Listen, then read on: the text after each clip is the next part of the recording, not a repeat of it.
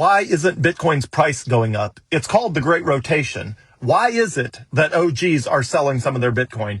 Why was it that early investors in Facebook, Amazon, Google, Tesla, Facebook, and all the other Magnificent Seven stocks, why was it that some of their early investors sold some of their stock as soon as the 6-month lockup period expired after their IPOs? All of those are great questions. Let's walk through it. First of all, Bitcoin's price seems to be stuck. Why is it stuck? Well, it's stuck because some OGs are selling their Bitcoin. Well, why are original Bitcoiners, OG Bitcoiners, selling some of their Bitcoin? The answer is I don't know, but it happens with every asset after an asset goes public.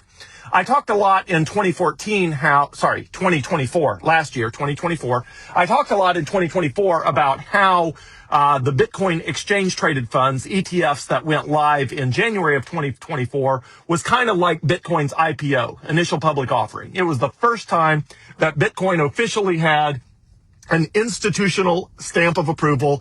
It could be adopted, it could be traded, it could be held by corporations. It was really the massive mega coming out party for Bitcoin in January of 2024.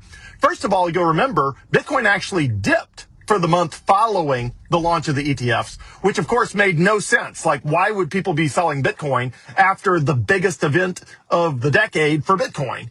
And the answer is it doesn't make any sense, but human behavior often does not make any sense.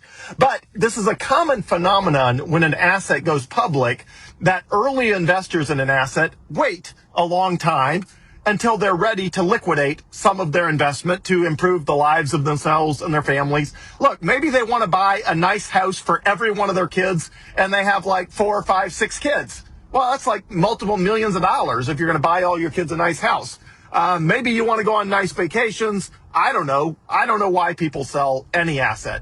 But the same thing happened with the Magnificent Seven stocks, which are the 7 highest performing companies on the U.S. stock exchange, which includes, let's see if I can list them, Amazon, Apple, Microsoft, Google, Facebook, NVIDIA, and Tesla. Yeah, all 7 right there.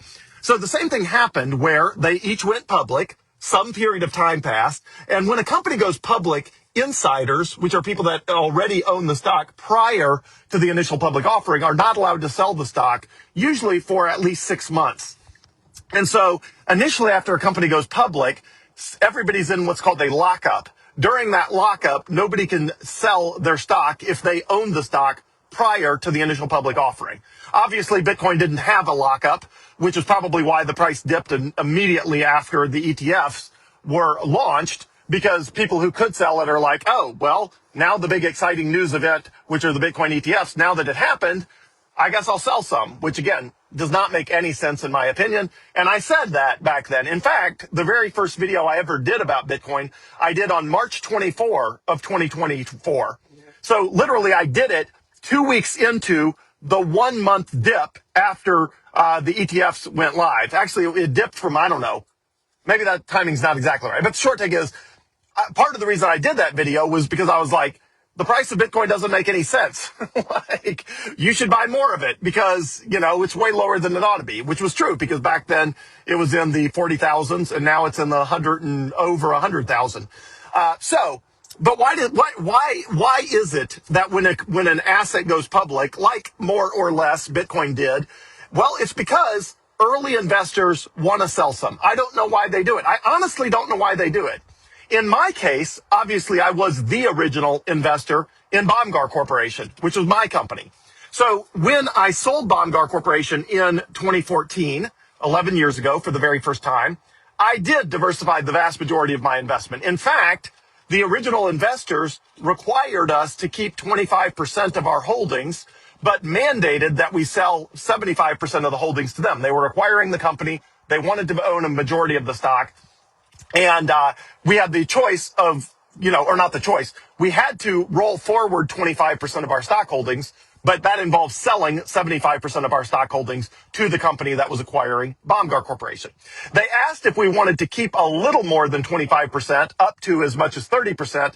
I said yes, but ultimately there were too many people that wanted to keep more than 25%. So they ultimately did not allow anybody to keep more than 25%. So I actually wanted to keep holding more Baumgar Corporation stock than just the 25% we were required to hold, but they would not let us. That was part of the acquisition of the company. They wanted to own the majority of the stock themselves, which made sense. We were selling the company, so that made sense.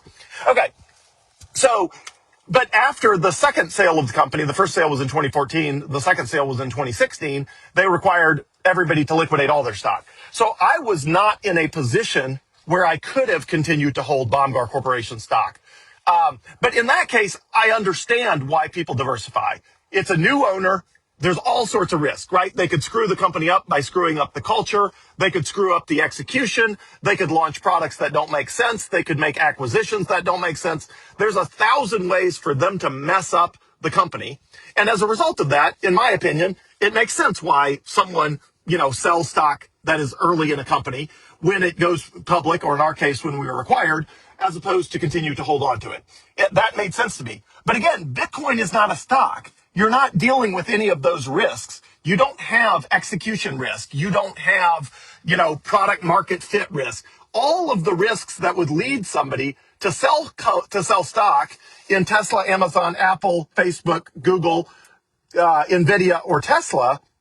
I may have duplicated one there. All of the things that would lead somebody to sell stock in a company like that do not apply to Bitcoin. It's a currency. It's not subject to any of those risks. So I don't know why OG Bitcoiners are selling some of their Bitcoin.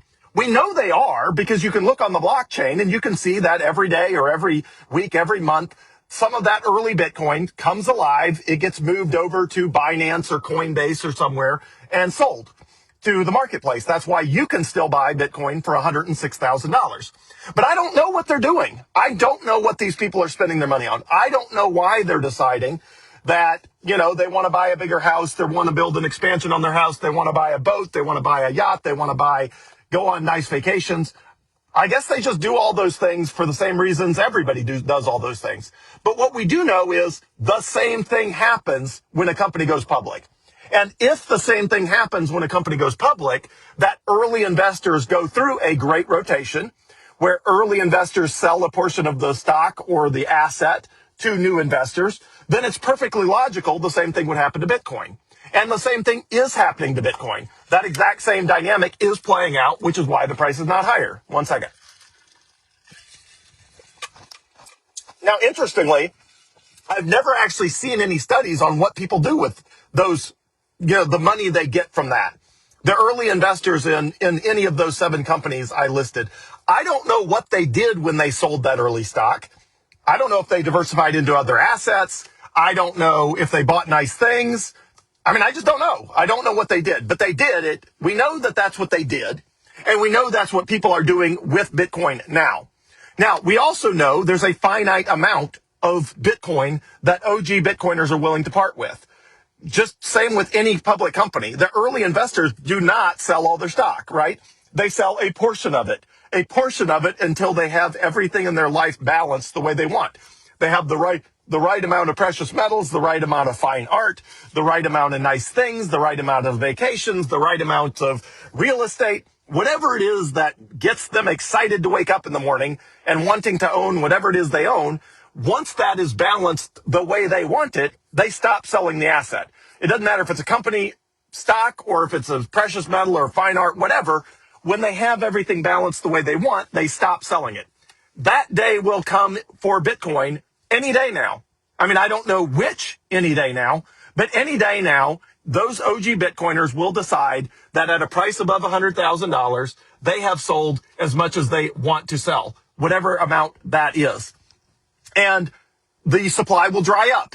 Well, we know the demand is there because all of this Bitcoin is every sold Bitcoin is a bought Bitcoin. Every bought Bitcoin is a sold Bitcoin. So we know that, one second here. We know that all this Bitcoin is getting bought up, and it's just a matter of time until there is, some demand outstrip supply. So that's what we're waiting for. We're waiting for demand to outstrip supply, for the supply of Bitcoin that OG Bitcoiners are willing to sell to dry up.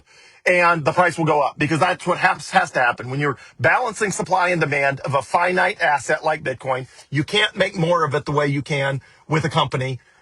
You can't dig more of it out of the ground the way you can with gold. You can't issue more of it like a company does with stock. So the price has to go up because it is fixed and finite. So that day will come. In the meantime, we wait, we're patient, and we should be thankful that we can still buy Bitcoin for $106,000 per coin. That is a blessing, and a bunch of people are going to wish they had bought a bunch more Bitcoin. As soon as the price goes up, everybody's going to wish they had bought more, and that you can do that right now. Right now, you can buy more Bitcoin, and it doesn't matter why the OGs are selling. At some point, they'll stop. The price will go up, and what matters is how much Bitcoin will you own when that happens.